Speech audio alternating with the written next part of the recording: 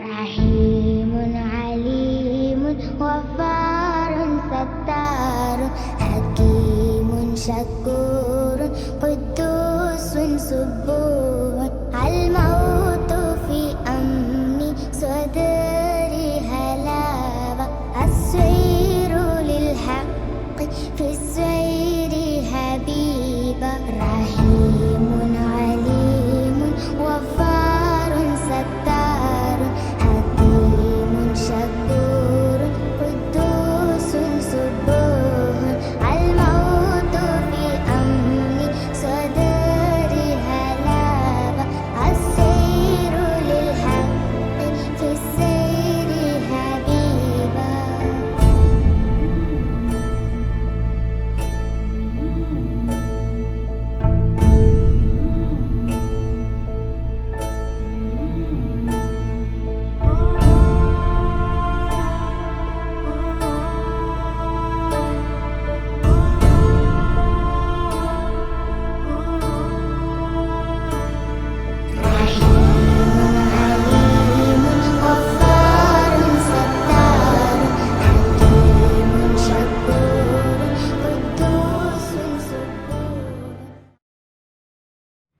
കഥ കേൾക്കാൻ നിങ്ങൾക്ക് എല്ലാവർക്കും ഇഷ്ടമല്ലേ? നമുക്കൊരു കഥയായാലോ? വിജ്ഞാനത്തിൻ്റെ വഴിവിളക്ക് തെളിച്ച് ഒരു നാടിനെ അഗ്നിശാബോധത്തിലേക്ക് നയിച്ച ഒരു പ്രസ്ഥാനത്തിൻ്റെ കഥ. സമൂഹത്തിലെ ദുർബലർക്ക് അറിവ് പകർന്ന് കരുണയുടെയും സൗഹാർദ്ദത്തിൻ്റെയും കേന്ദ്രമായി മാറിയ ഒരു മഹാപ്രസ്ഥാനത്തിൻ്റെ കഥയും ചരിത്രവും ഇവിടെ തുടങ്ങുകയാണ്.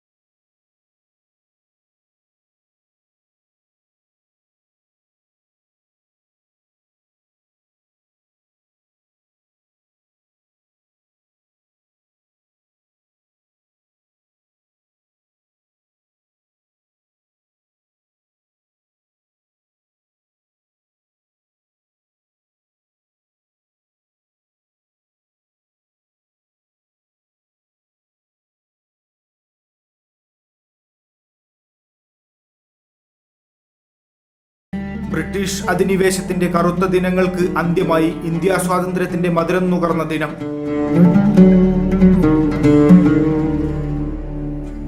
നൂറ്റാണ്ടുകളുടെ അടിച്ചമർത്തലുകൾക്കൊടുവിൽ ഇന്ത്യ സ്വതന്ത്രമായപ്പോൾ അവശേഷിച്ചത് പകർച്ചവ്യാധികളും ദാരിദ്ര്യവും വലിയ സാമ്പത്തിക പരാധീനതകളുമാണ്. ഇതിൽ നിന്നും ഒട്ടും വിഭിന്നമായിരുന്നില്ല മാരായമംഗലവും.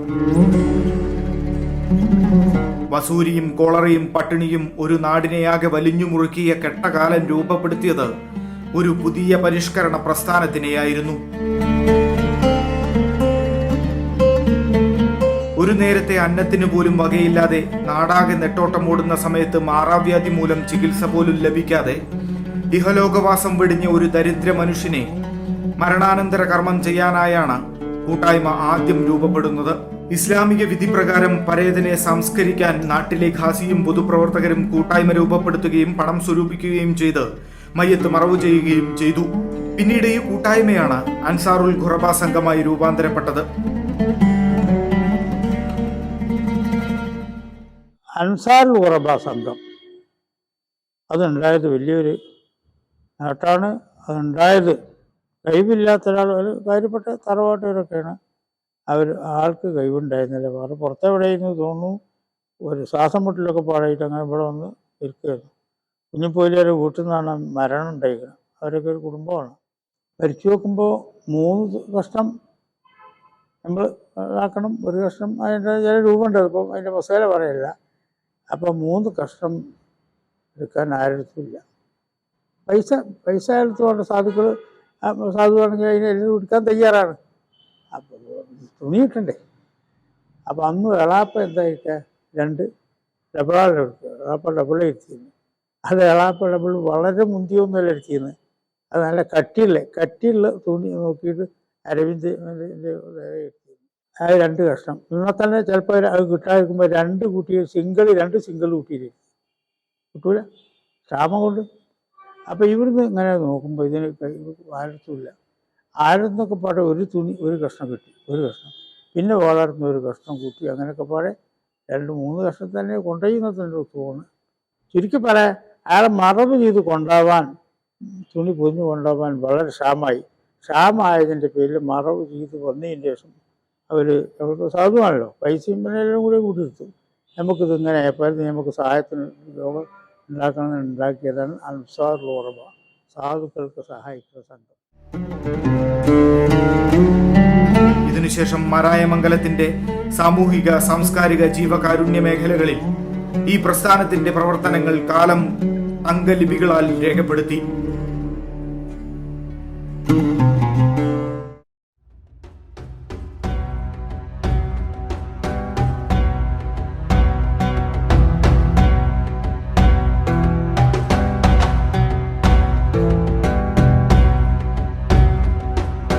കാലത്തിന്റെ ചരിത്രത്താളുകളിൽ തൻ്റെതായ കയ്യൊപ്പ് പതിപ്പിച്ച വ്യക്തികളാണ് ഒരു നാടിനെയാകെ വലിയ മാറ്റത്തിലേക്ക് നയിക്കുന്നത്.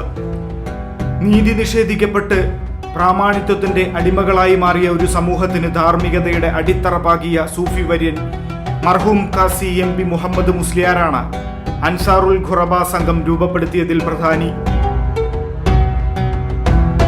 1915 മോതിരപ്പീടിക കുട്ടി ഹസൻ ഫാത്തിമക്കുട്ടി ദമ്പതികളുടെ മകനായി ജനിച്ച അദ്ദേഹം തന്റെ 18ാം വയസ്സിലാണ് മാരായമംഗലം മഹലിന്റെ ഖാസി പദവിയിലേക്ക് എത്തുന്നത്. വിഷവൈദ്യം, പാരമ്പര്യ നാട്ടുവൈദ്യം എന്നിവയിൽ പ്രശസ്തനായ അദ്ദേഹം പിൽക്കാലത്ത് കൂട്ടായി വന്ന മഹല്ല് മുദരിസ് MP മുഹമ്മദ് മുസ്ലിയാർ സ്ഥാനം വഹിച്ചതോടെ മഹലിന്റെ ആത്മീയ അടിത്തറയ്ക്ക് 2 പേരുടെയും ശ്രമഫലമായി 10 മടങ്ങ് മുതൽ കൂട്ടായി. മഹാഗുരുക്കന്മാരിൽ നിന്നുള്ള മതപഠനത്തിനു ശേഷം വെല്ലൂർ ബാഖിയാത്തിൽ നിന്നും ബാഖവി ബിരുദം നേടിയാണ് MP മുഹമ്മദ് മുസ്ലിയാർ മാരായമംഗലത്തിന്റെ മുദിരി സ്ഥാനം ഏറ്റെടുക്കുന്നത്. ഈ 2 മഹാനുഭാവരുടെ പ്രവർത്തന ഫലമായി അൻസാറുൽ ഖുറബ സംഘം പിൽക്കാലത്ത് വലിയ പദ്ധതിക്ക് രൂപം കൊടുത്തു. ഇൽമിനെ പഠിപ്പിക്കുക, നല്ല മുദരിസന്മാരെ നിർത്തി ഇൽമ് പഠിപ്പിക്കുക. വിദേശികളും സ്വദേശികളൊക്കെ നമുക്ക് ഭക്ഷണത്തിന് തന്നെ കൊടുക്കാൻ തന്നെ വളരെ വിഷമമുള്ള കാലമാണ്. പൈസ കയ്യിലുണ്ടെങ്കിൽ തന്നെ ഭക്ഷണ സാധനങ്ങൾ കിട്ടാതെ ഞെരുങ്ങിയിട്ടൊക്കെ ജീവിച്ചിരുന്ന കാലമാണ്. അന്നും അവിടെ മുത്തല്ലിമീങ്ങളുണ്ട്, പഠിക്കുന്നവരുണ്ട്. എത്രത്തോളം എൽമിൻ്റെ അലുകാരെ വീട്ടിലുള്ളവർ വേണമെങ്കിൽ കഞ്ഞി കഴിക്കാനും കഴിക്കാം. രാത്രി വരുന്ന മുസ്ലിങ്ങൾക്ക് എൻ്റെ അനുഭവത്തിലുള്ളതാണ്, ഇത് ആ കഞ്ഞിയിൽ നിന്ന് വറ്റി ചോറുണ്ടാക്കി കൊടുക്കും. അത് കിട്ടാനില്ല, പൈസ കയ്യിലുണ്ടെങ്കിലും അരി പലതും കിട്ടാൻ. ചുരുക്കി പറയാം, ആ കാലത്തും ദർസുണ്ട്. എൽമിൻ്റെ അഹലുകാരായിട്ട് വളരെ ബന്ധമാണ്. ഇതിനൊക്കെ ഒരു കാരണം എനിക്ക് ഓർമ്മ വെച്ചോളം മുതൽ തന്നെ എളാപ്പ ഖാദി മുഹമ്മദ് മുസ്ലിയാർ എന്ന് പറഞ്ഞ ആ മഹാൻ, അദ്ദേഹം പ്രാസംഗികനുമായിരുന്നു. ഉള്ളവനാട് താലൂക്കിൻ്റെ ഒരു ഭാഗമായി നിലകൊണ്ടിരുന്ന ഈ പ്രദേശം വളരെ സാമ്പത്തികമായി പിന്നോക്കം നിന്നിരുന്നതിൻ്റെ പേരിൽ തന്നെയാണ് വിദ്യാഭ്യാസപരമായും വളരെ പിന്നോക്കം നിന്നിരുന്നത്. പക്ഷെ അക്കാലത്തും മതരംഗത്ത് തങ്ങളുടെ കഴിവിനപ്പുറം മതകാര്യങ്ങളിൽ വ്യാപൃതരാവുകയും മതകാര്യങ്ങൾ ശ്രദ്ധിക്കുകയും അതിൽ ഔത്സുക്യം പ്രകടിപ്പിക്കുകയും ചെയ്തിരുന്നൊരു തലമുറയാണ് തൻ്റെ 18 വയസ്സ് മുതൽ ഈ നാടിൻ്റെ ഖാദിസ്ഥാനം നിർവഹിച്ചു പോന്നിരുന്നത് മർഹൂം MP മുഹമ്മദ് മുസ്ലിയാർ അവറുകളാണ്. അദ്ദേഹത്തിൻ്റെ സേവനകാല ഇളവിൽ തന്നെ പല പ്രഗത്ഭരായ മുദരിസുമാരും മാരായമംഗലത്ത് ദർസ് നടത്തിയിരുന്നുവെങ്കിലും ശ്രദ്ധേയമായ ദർസ് നടത്തിയിരുന്നത് കാട്ടുകണ്ടം മുസ്ലിയാർ എന്ന പേരിൽ അറിയപ്പെടുന്ന MP മുഹമ്മദ് മുസ്ലിയാർ. അദ്ദേഹമാണ് വളരെ പ്രശസ്തമായ ദർസിന് ഈ നാട്ടിൽ നേതൃത്വം നൽകിയിരുന്നത്. ഖാദിയാരുടെ സേവന കാലയളവിൽ 1950 നാട്ടിൽ അൻസാറുൽ ഖുറബ എന്നൊരു സംഘം രൂപീകരിക്കാൻ ഈ നാട്ടിലെ മുസ്ലിങ്ങൾ ബഹുമാനപ്പെട്ട ഖാദിയാരുടെ നേതൃത്വത്തിൽ നിർബന്ധിതരായി.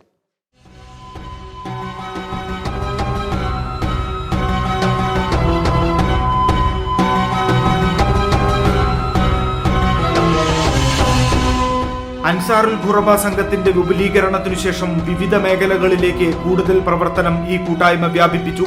നാട്ടിലെ സാമൂഹിക പ്രവർത്തനങ്ങളിൽ പ്രധാനിയായ അവുഞ്ഞിക്കാട് മുഹമ്മദ് എന്ന അമ്പ്യാപ്പു പ്രസിഡന്റായും MP സൈദുട്ടി മുസ്ലിയാർ ജനറൽ സെക്രട്ടറിയായും കണ്ണീരി ഇപ്പുഹാജി ഖജാൻജിയായുമായുള്ള കമ്മിറ്റിയുടെ പ്രവർത്തനം സ്തുത്യർഹമായിരുന്നു.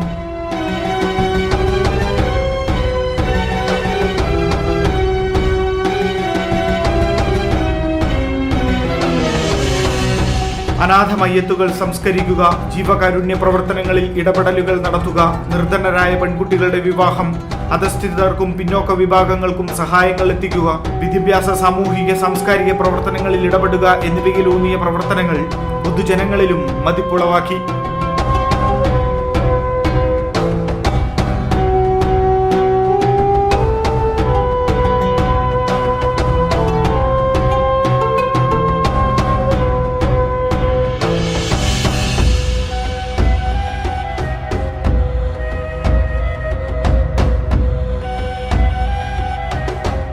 ആയിരത്തി 1986 മഹല്ല് ഗാസിയായിരുന്ന MP മുഹമ്മദ് മുസ്ലിയാർ മരണപ്പെട്ടതോടെ അദ്ദേഹത്തിന്റെ സ്മരണാർത്ഥം അനാഥ അഗതി മന്ദിരം തുടങ്ങാൻ UAE കേന്ദ്രീകരിച്ചു നടത്തിയ പ്രവാസി സുഹൃത്തുക്കൾ പള്ളിക്കടുത്തു വാങ്ങിച്ച 1 ഏക്കർ സ്ഥലം സംഘം ഏറ്റെടുത്തു. പിന്നീട് ഈ സ്ഥലത്ത് അനാഥ അഗതി മന്ദിരവും ഇംഗ്ലീഷ് മീഡിയം സ്കൂളും നിർമ്മിക്കുന്നതിന് മുന്നോടിയായി കെട്ടിടത്തിന്റെ ശിലാസ്ഥാപനം 1990 പാണക്കാട് മുഹമ്മദ് അലി ശിഹാബ് തങ്ങൾ നിർവഹിച്ചു.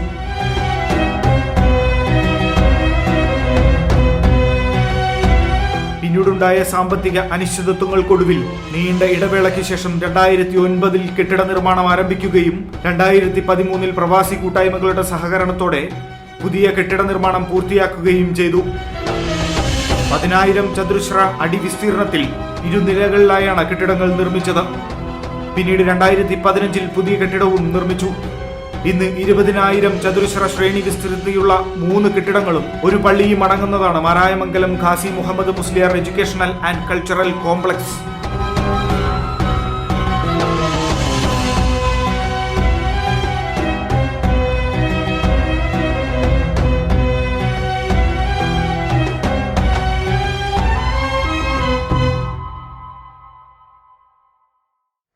അങ്ങനെ അക്കാലത്ത് ചെറിയ തോതിലാണെങ്കിലും ശരി ഒരു അത്താണി എന്നുള്ള നിലയിലാണ് അൻസാറുൽ ഖുറബ സംഘം നിലനിന്നു പോന്നിരുന്നത്. കാലം മാറി, രൂപം മാറി, ഭാവം മാറി. സാമ്പത്തിക രംഗത്ത് വലിയ നേട്ടങ്ങൾ ഈ നാട്ടിലുണ്ടായ ഒരവസ്ഥ വന്നു. അതിനോടൊപ്പം വിദ്യാഭ്യാസപരമായും ഉയർച്ചയുണ്ടായി, സാംസ്കാരികപരമായും സാമൂഹികപരമായും ഒക്കെ ഉയർച്ചയുണ്ടായി.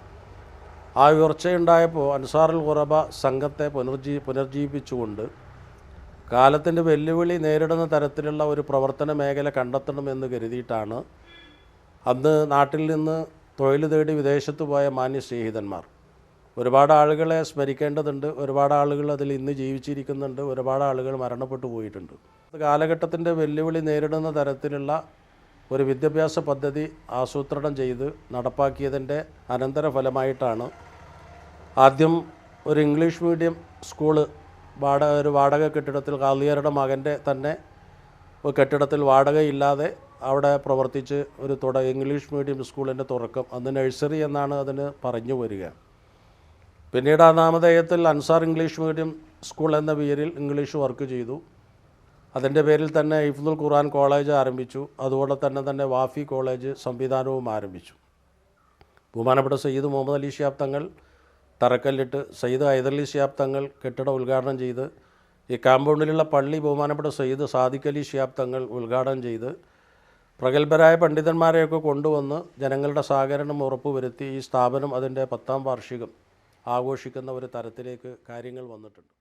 1986 ഖാദി MP മുഹമ്മദ് മുസ്ലിയാരുടെ മരണശേഷം തൻ്റെ 18ാമത്തെ വയസ്സിൽ മാരാമംഗലം ഖാദി സ്ഥാനം ഏറ്റെടുക്കുകയും മരിക്കുന്നതുവരെ അത് നിലനിർത്തുകയും ദീനീ സ്ഥാപനങ്ങൾക്ക് വേണ്ടി നിരവധി തവണ മണ്ണാർക്കാട്, പ്രത്യേകിച്ച് മണ്ണാർക്കാട് ഭാഗങ്ങളിലൂടെയും നമ്മളുടെ കേരളത്തിൻ്റെ അങ്ങോളം ഇങ്ങോളമൊക്കെ വയലുകൾ നടത്തിയിട്ട് പ്രസംഗങ്ങൾ നടത്തിയിട്ട് നിരവധി മദ്രസകളും പള്ളികളൊക്കെ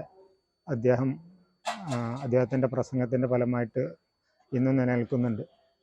അപ്പോൾ അദ്ദേഹത്തിൻ്റെ മരണശേഷം UAE-യിലുള്ള മുഹമ്മദ് മുസ്ലിയാരുടെ മൂത്ത മകൻ MP അബ്ദു സാഹിബും അതുപോലെ തന്നെ മേലാടയിൽ കുഞ്ഞാലൻ ഹാജി, അബ്ദു ഹാജി, അങ്ങനെ ഒരുപാട് അവിടെ മുതിർന്ന എല്ലാവരുടെയും കൂടെ ഒരു ചിന്തയിൽ നിന്ന് നമുക്ക് എന്താണ് ചെയ്യാൻ പറ്റുക, മുഹമ്മദ് മുസ്ലിയാരുടെ ഓർമ്മക്കായിട്ട് നമുക്കൊരു ദീനി സ്ഥാപനം നമ്മുടെ നാട്ടിൽ ഉണ്ടാക്കുന്നതിനെക്കുറിച്ച് അതെങ്ങനെ നമുക്ക് ഉണ്ടാക്കാൻ പറ്റുമെന്നുള്ള ചിന്തയിൽ നിന്നാണ് ഇത് ഉത്ഭവിച്ചു വന്നത്.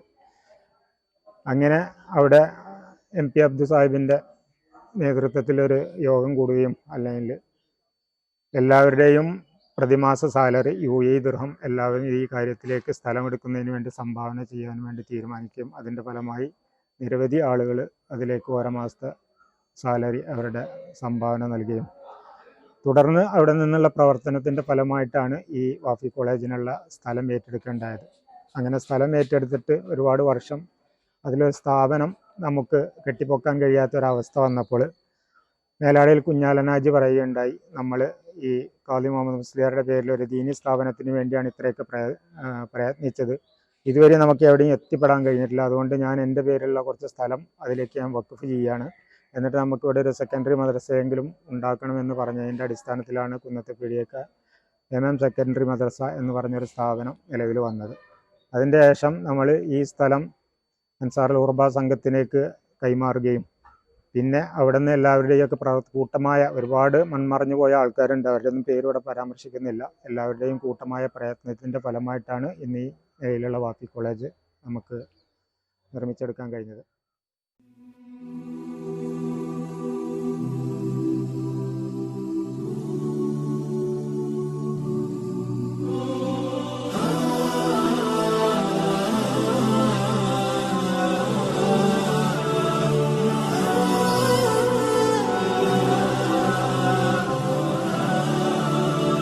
മുസ്ലിം കൈരളിയുടെ വിദ്യാഭ്യാസ, സാമൂഹിക, ആത്മീയ മുന്നേറ്റത്തിനായി അക്കാദമിക് അഡ്മിനിസ്ട്രേറ്റീവ് ബോഡിയായി പ്രവർത്തിക്കുന്ന ഇസ്ലാമിക സർവകലാശാലയായ CIC-ക്ക് കീഴിലെ പാഠ്യശാഖയാണ് വാഫി. കാലഘട്ടത്തിന്റെ വെല്ലുവിളികളെ ഏറ്റെടുത്ത് ബഹുഭാഷാ പണ്ഡിതരെ വാർത്തെടുക്കുകയാണ് വാഫി ലക്ഷ്യമിടുന്നത്. മതഭൗതിക വിദ്യകളുടെ സമന്വയം സാധ്യമാക്കുക എന്ന ലക്ഷ്യത്തോടെ ആവിഷ്കരിച്ച ഈ പാഠ്യപദ്ധതിയിൽ മതവിഷയത്തിൽ ബിരുദാനന്തര ബിരുദവും ഭൗതിക വിഷയത്തിൽ അംഗീകൃത യൂണിവേഴ്സിറ്റി ബിരുദവും ഡൽഹി ജാമിയ മില്ലിയ, കെയ്റോ, അൽ അസ്ഹാൻ യൂണിവേഴ്സിറ്റി തുടങ്ങി ലോകപ്രശസ്ത സർവകലാശാലകളിൽ നിന്ന് ഉന്നത പഠനം നടത്തുന്ന രീതിയാണ് വാഫി കോളേജിന്റെ വിദ്യാഭ്യാസ പദ്ധതി വിഭാവനം ചെയ്തിരിക്കുന്നത്.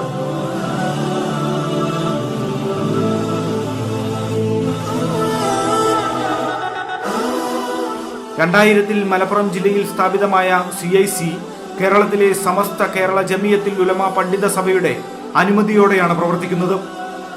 സമകാലിക വിദ്യാഭ്യാസ രീതിശാസ്ത്രത്തിനും അന്താരാഷ്ട്ര നിലവാരത്തിലുള്ള വിദ്യാഭ്യാസം സ്വായത്തമാക്കുന്നതിനുതകുന്ന വാഫി ബിരുദം നേടിയെടുക്കുന്നതിനും കോംപ്ലക്സിനു കീഴിൽ പ്രവർത്തിക്കുന്ന ഹിഫ്ലു കോളേജുമായി കേരളത്തിന് പുറത്ത് അന്തമാൻ ദ്വീപിൽ നിന്നുൾപ്പെടെ 2 കോളേജുകളിലുമായി 80ഓളം വിദ്യാർത്ഥികളാണ് മാരായമംഗലം മുഹദിയ ഗുരുകുലത്തിൽ അറിവിന്റെ പുതിയ വാതായനങ്ങൾ തേടുന്നത്. 10,000-ഓളം വിദ്യാർത്ഥിനികൾ ഇതിനകത്ത് മതഭൗതിക സമന്വയ വിദ്യാഭ്യാസം പഠിച്ചുകൊണ്ടിരിക്കുന്നു.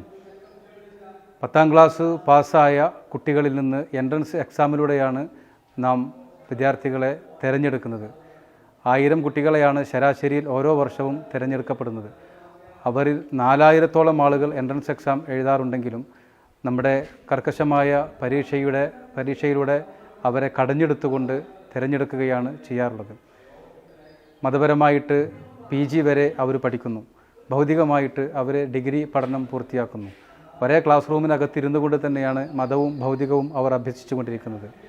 കേരളത്തിലും മറുനാടുകളിലുമായിട്ട് നിലവിൽ പഠിച്ചിറങ്ങിയ വാഫികളും വഫിയകളും സ്തുത്യർഹമായ സേവനങ്ങൾ നിർവഹിച്ചു കൊണ്ടിരിക്കുന്നു.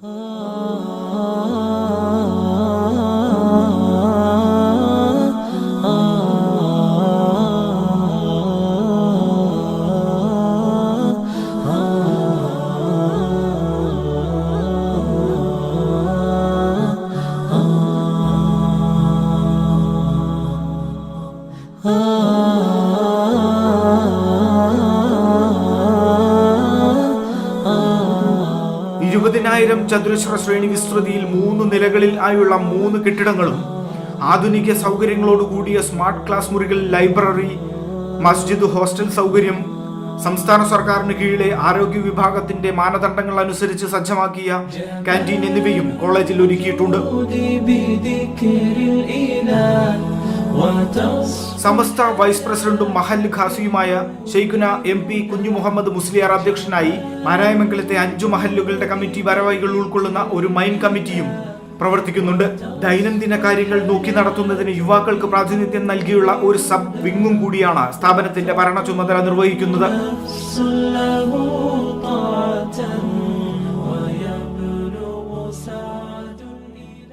ഇതിന് സ്ഥായിയായിട്ടൊരു വരുമാന മാർഗങ്ങളുമില്ല. നിങ്ങൾക്കറിയാം, നമ്മുടെയൊക്കെ പരിസര മഹല്ലുകളിലും സ്ഥലങ്ങളിലും ഒക്കെ വെച്ച ആ ധർമ്മപ്പെട്ടി, അതിൽ നിങ്ങളിടുന്ന 1 രൂപ 2 രൂപ മാസം 2 മാസം കഴിയുമ്പോൾ ശേഖരിക്കുന്ന 100-50 രൂപ വെച്ച് കിട്ടുന്ന ആ ഒരു വരുമാനം നമ്മുടെ നാട്ടുകാരായിട്ടുള്ള ഈ സ്ഥാപനത്തെ നെഞ്ചേറ്റിയ പ്രവാസി സഹോദരന്മാർ അവർ നിൽക്കുന്ന ജോലി സ്ഥലങ്ങളിൽ നിന്ന് കൂട്ടായ്മ രൂപീകരിച്ച് അവിടുന്ന് പ്രതിമാസം ചെറിയ ചെറിയ റിയാലുകളും ദിർഹമുകളും പിരിച്ച് അയക്കുന്ന ചെറിയൊരു വരുമാനം. കൂടാതെ നമ്മളെ ഈ സ്ഥാപനത്തെ സ്നേഹിക്കുന്ന പരിസര മഹല്ലുകാരായിട്ടുള്ള ആളുകളുടെ മഹല്ലുകളിലൊക്കെ നമ്മൾ വെള്ളിയാഴ്ച പോയിട്ട് പ്രചരണം നടത്തി അവിടെ ബക്കറ്റ് പിരിവ് നടത്തി അവിടുന്ന് കിട്ടുന്ന സംഭാവനകൾ, ഇതൊക്കെയാണ് ഈ സ്ഥാപനത്തിന്റെ നടത്തിപ്പ്. അൽഹംദുലില്ലാ സന്തോഷത്തിലാണ്. ചില പ്രയാസങ്ങളും ബുദ്ധിമുട്ടുകളൊക്കെ ഉണ്ടെങ്കിലും കഴിഞ്ഞ 4 മാസങ്ങൾക്ക് മുമ്പ് നമ്മൾ സ്ഥാപനത്തിന്റെ പ്രവർത്തനങ്ങളൊന്ന് മെച്ചപ്പെടുത്തുന്നതിന് വേണ്ടി ഒരു സബ് കമ്മിറ്റി രൂപീകരിക്കുകയുണ്ടായി. ആ സബ് കമ്മിറ്റി കുറച്ചും കൂടി ആക്റ്റീവായി പ്രവർത്തിക്കാൻ തുടങ്ങിയതിന് ശേഷം ആശാവഹമായ ചില പ്രതീക്ഷകൾ, ചില മുന്നേറ്റങ്ങൾ നമുക്ക് നടത്താൻ കഴിഞ്ഞിട്ടുണ്ട്. തുടർന്നും ഈ സ്ഥാപനത്തിന്റെ നടത്തിപ്പിലേക്ക് ഭക്ഷണങ്ങളായും സംഭാവനകളായും നിങ്ങളൊക്കെ സഹായിക്കണം, സഹകരിക്കണം എന്ന് ഉണർത്തുകയാണ്. നമുക്ക് ഒരുപാട് ഉദ്ദേശ ലക്ഷ്യങ്ങളുണ്ട്. പ്രത്യേകിച്ചും നമ്മുടെ സ്ത്രീ വിദ്യാഭ്യാസത്തിന് ഉതകത്തക്ക രീതിയിൽ നമ്മുടെ പെൺകുട്ടികൾക്ക് ഏതൊക്കെ രീതിയിൽ നമുക്ക് വിദ്യാഭ്യാസം കൊടുക്കാൻ കഴിയും എന്നുള്ളത് നമ്മൾ ഈ സ്ഥാപനത്തിന്റെ നടത്തിപ്പ് ഉള്ള കമ്മിറ്റി സഗൗരവം ചിന്തിച്ചുകൊണ്ടിരിക്കുകയാണ്. ഇൻഷാ അല്ലാഹ് സമീപ ഭാവിയിൽ അവർക്ക് കൂടി ഉപകാരപ്പെടുന്ന സ്ഥാപനങ്ങളൊക്കെ നമ്മൾക്ക് ഇതിൽ തുടങ്ങണം. ഈ സ്ഥാപനം നമ്മളെ നാടിൻ്റെ ഇസ്ലാമികമായ, സാമൂഹ്യമായ, സാംസ്കാരികമായ ഒരു സാംസ്കാരിക കേന്ദ്രം, ഒരു മർക്കസായി മാറാൻ നിങ്ങൾ എല്ലാവരും പിന്തുണക്കണമെന്ന് വിനീതമായി നിങ്ങളെ ശ്രദ്ധയിൽപ്പെടുത്തുന്നു. രാജ്യാന്തരങ്ങളുടെ അതിർത്തികൾ ഭേദിച്ച് വിജ്ഞാനത്തിന്റെ മധുരം പടർത്താൻ നിരവധി പ്രതിഭകളാണ് ഈ ഗുരുകുലത്തിൽ നിന്നും പറന്നകന്നത്. അവരിൽ ചിലർ ഉന്നത വിദ്യാഭ്യാസം നേടുമ്പോൾ മറ്റു ചിലർ രാജ്യത്തിനകത്തും പുറത്തും വിവിധ മേഖലകളിൽ സേവനം ചെയ്യുന്നു.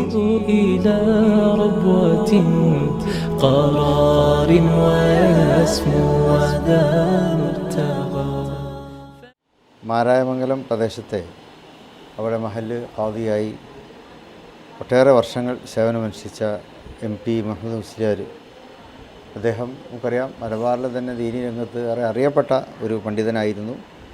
എല്ലാ മേഖലകളിലും നല്ല നേതൃത്വം അദ്ദേഹം നമുക്ക് നൽകുകയുണ്ടായി. അപ്പോൾ അദ്ദേഹത്തിൻ്റെ സ്മരണ നിലനിർത്തുന്നതിന് വേണ്ടി മാരാമംഗലത്ത് സ്ഥാപിതമായിട്ടുള്ള വാഫി കോളേജ്, അതുപോലെ തന്നെ ഹിഫ്ദുൽ ഖുർആൻ കോളേജ്, അതിൻ്റെ എല്ലാവിധത്തിലുള്ള ആശംസകളും നേരുക. അതിന് 10ാം വാർഷികം ആഘോഷിക്കപ്പെടുന്ന വേളയിൽ സ്ഥാപനത്തിന് എല്ലാവിധത്തിലുള്ള നേട്ടങ്ങളും വളർച്ചയും ഉണ്ടാകുമാറാകട്ടെ എന്ന് പ്രാർത്ഥിക്കുകയും എല്ലാ നിരക്കുള്ള സഹകരണം വാഗ്ദാനം ചെയ്യുകയാണ്. ദീനി ഭൗതിക വിദ്യാഭ്യാസ മേഖലയിൽ സമാനതകളില്ലാത്ത സംഭാവന ചെയ്ത ഈ സ്ഥാപനത്തിൻ്റെ ഓരോ പ്രവർത്തകരെയും ഞാൻ അഭിനന്ദിക്കുന്നു. ഇതിനു വേണ്ടി പ്രവർത്തിക്കുന്ന ഇതിലെ കമ്മിറ്റി അംഗങ്ങൾ, അതുപോലെ ഒരുപാട് ആളുകൾ ഇതിനുവേണ്ടി സഹായിക്കുന്നുണ്ട്. അവർക്കൊക്കെ അള്ളാഹു അർഹമായ പ്രതിഫലം നൽകുമാറാവട്ടെ. ഈ ഒരു സമ്മേളനത്തിന് എൻ്റെ എല്ലാവിധ ആശംസകളും നേരുകയാണ്. ഈ സ്ഥാപനത്തിന് എല്ലാവിധ പിന്തുണയും നിങ്ങളുടെ ഭാഗത്തുനിന്നും ഉണ്ടാവണം എന്ന് കൂടി അഭ്യർത്ഥിക്കുന്നു. അസ്സലാമു അലൈക്കും വറഹ്മത്തുള്ളാഹി വബറകാതുഹു. സത്യം പഠിപ്പിക്കുന്നതും പ്രവർത്തിക്കുന്നതും സകല ഭൗതിക സമ്പാദ്യങ്ങൾ നേടിയെടുക്കുന്നതിനേക്കാൾ ഏറെ ഗുണം ചെയ്യുമെന്ന് നബിവചനം അന്വർത്ഥമാക്കുകയാണ് അൻസാറുൽ ഖുറബ സംഘവും മാരായമംഗലം ഖാസി മുഹമ്മദ് മുസ്ലിയാർ എഡ്യൂക്കേഷണൽ കൾച്ചറൽ കോംപ്ലക്സും.